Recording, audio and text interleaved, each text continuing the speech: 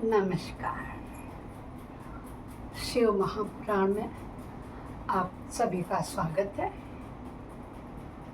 आइए प्रारंभ करते हैं। सभी भगवान का आह्वान करते हैं। गजाननं भूतगणादिसेवितं कत्पित्तजम्बूफलचारुभक्षणं उमासुतं शोकविनाशकारकं नमामि विघ्नेश्वरपादपङ्कजं नीलाम्बुजश्यामलकोमलाङ्गं सीतासमारोपितवामभागं पाणो महासायकचारुचापं नमामि रामं रघुवंशनाथं कर्पूरगौरं करुणावतारं संसारसारं भुजगेन्द्रहारं सदा वसन्तं हृदयारविन्दे भवं भवानी सहितं नमामि। गुरुर्ब्रह्मा गुरुर्विष्णु गुरुर्देवो महेश्वर गुरु साक्षात् परब्रह्म तस्मै श्री गुरुवे नमः।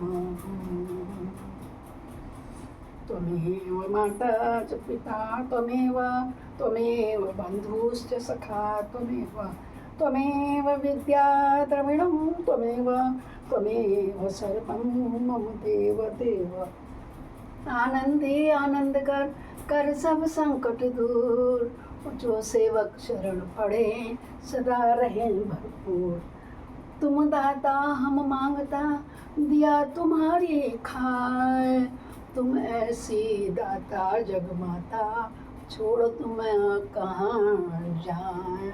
सर्वमंगल मांगल्ये शिवे सर्वार्थ साधिके शरणे त्र्यंबके गौरी नारायणी नमोस्तुते। सदा भवानी दाहिनी सिद्धि करें गणेश पंचदेव रक्षा करें। ब्रह्मा विष्णु महेश ओम हर हर हर महादेव। जिसे श्रवण कर मिट जाती है जन्म जन्म की व्यथा। वही है शिव शंकर कथा। यही है भोले बाबा की कथा।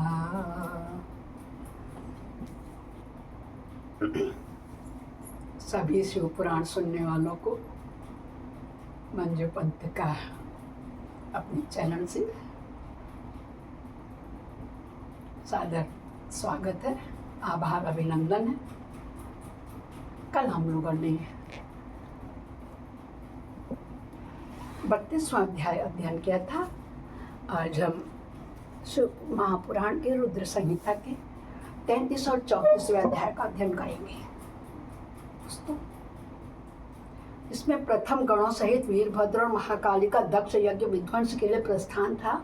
दक्ष तथा देवताओं को अपशकुन एवं उत्पात सूचक लक्षणों का दर्शन एवं भय होना था। ब्रह्मा जी कहते हैं किससे? नारद जी से। क्या कहते हैं?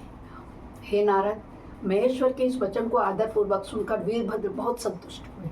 उन्होंने महेश्वर को प्रणाम किया। तत्पश्चात उन देवाधिदेव सूर्य की उपयुक्त आज्ञा को सिरोधार्य करके वीरभद्र वहां से शीघ्र ही दक्ष के यज्ञ मंडप की ओर चले।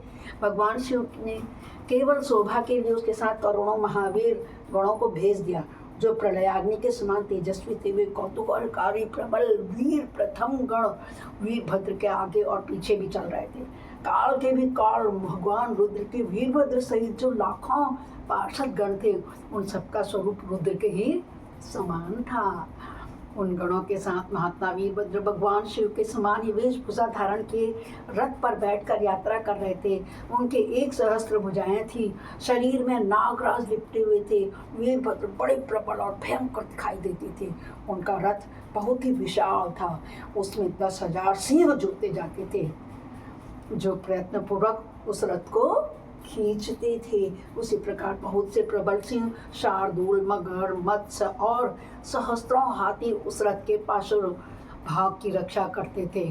काली, कात्यायनी, ईशानी, चामुंडा, मुंड मर्दनी, भद्रकाली, भद्रा, त्वरिता तथा वैष्णवी, इन सब दुर्गाओं के साथ साथ तथा समस्त भूतगणों के साथ महाकाली दक्ष का विनाश करने के लिए चली।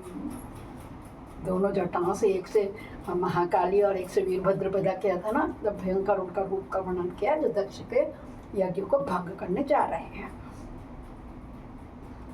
डाकिनी शाकिनी भूत प्रथम गुह्य कुष्मांडा परपट चटक ब्रह्म राक्षस भैरव तथा क्षेत्रपाल आदि सभी वीर भगवान शिव की आज्ञा का पालन एवं दक्ष के यज्ञ का विनाश करने के लिए तुरंत चल दिए।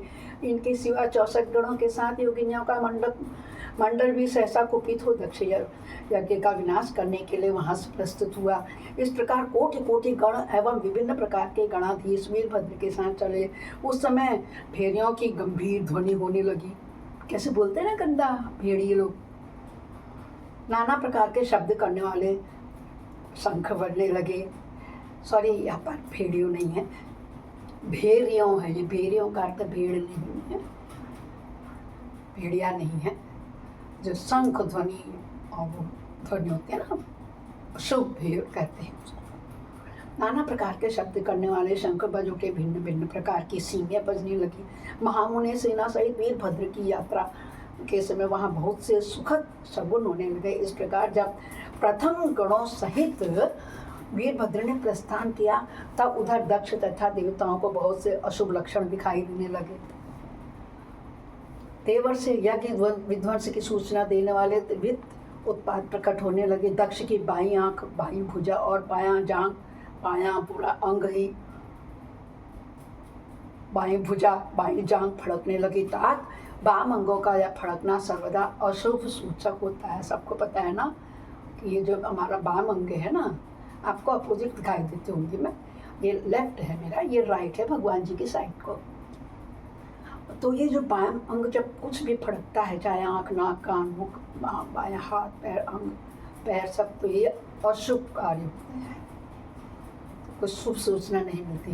अगर बायां अंग फड़कता है तो शुभ सूचक होते हैं। ऐसे माना जाता है पुरुषों का दायां और स्त्रियों का बायां। सुना है मैंने, पढ़ा है मैंने, मैं भी आपको बता ही रही हूँ। ये कहते हैं वाम अंगों का फड़कना सर्वदा अशुभ सूचक था और नाना प्रकार के कष्ट मिलने की सूचना दे रहा था। उस समय दक्ष की यज्ञशाला में धरती डूबने लगी। दक्ष को दोपहर के समय दिन में ही अद्भुत तारे दिखने लगे, दिशाएं मलिन हो गई, सूर्यमंडल चितकबरा दिखने लगा, उस पर हजारों घेरे पड़ गए जिससे वह भयंकर जान पड़ता था।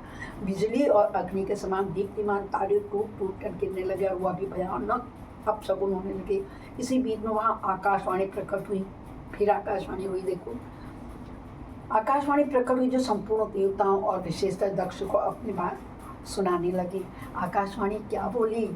ओ दक्ष, आज तेरे जन्म को धिक्कार है, तू महामूढ़ और पापात्म है। भगवान हर की ओर से आज तुझे महान दुख प्राप्त होगा जो किसी तरह से टाल नहीं सकता है। अब यहाँ तेरे हाहाकार भी नहीं सुनाई देगा। जो मूल देवता आदि तेरे यज्ञ में स्थित है ना, उनको भी महान दुख होगा, इसमें संशय नहीं है। पर से भगवान की आकाशवाणी कर रहे हैं। ब्रह्मा जी कहते हैं, हे मुनि, आकाशवाणी की यह बात सुनकर और पूर्वोक्त अशुभ सूचक लक्षणों को देखकर दक्ष तथा दूसरे देवता आदि भी अत्यंत भय को प्राप्त हुए। उस समय दक्ष मनि मन अत्यंत व्याकुल हो कांपने लगे और अपने प्रभु लक्ष्मीपति भगवान विष्णु की शरण में गए। वे भय से अधीर हो बेसुध हो रहे थे। उन्होंने स्वजन वत्सल देवादिदेव भगवान विष्णु को प्रणाम किया और उनकी स्तुति करने लगे। श्री कृष्ण गोविंद हरे मुरारे, हे नाथ नारायण वासुदेव। विष्णु का सुमिरन करने लगे। इस प्रकार आज हमारा 32 और हाँ ठीक है ना, मैंने 32वां कल सुना था, 33 और 34वां अध्याय संपूर्ण हुआ। बोलो शंकर भगवान की जय होवे, जय होवे, शिव शंकर भगवान की जय होवे। मैं अपनी वाणी को विराम देती हूँ। नमः शिवाय, नमः शिवाय, नमः शिवाय, नमः शिवाय, नमः शिवाय, नमः शिवाय, नमः शिवाय, नमः शिवाय, नमः शिवाय, नमः शिवाय, नमः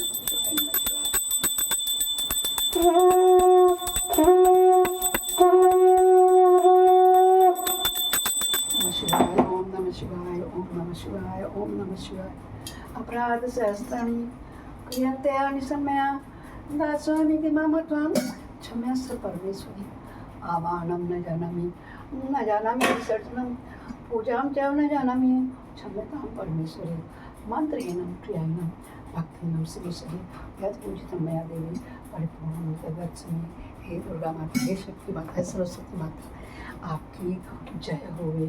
ओम नमः शिवाय, ओम नमः शिवाय, ओम नमः शिवाय नमः। ओम नमः शिवाय, ओम नमः शिवाय, ओम नमः शिवाय नमः। नमः नमः शिवाय, ओम नमः शिवाय, ओम नमः शिवाय नमः। ओम नमः शिवाय, ओम नमः शिवाय, ओम नमः शिवाय नमः। तो एक दिन मैं आपको बता रही थी कि शंकर जी का जो वर्ण है एकदम श्वेत है। आज मैं आपको दिखाना भी चाहती हूँ। आइए देखिए मेरे गौर वर्ण वाले शंकर जी, है ना, कैसे आसन में बैठे हुए थे। गौर वर्ण के हैं।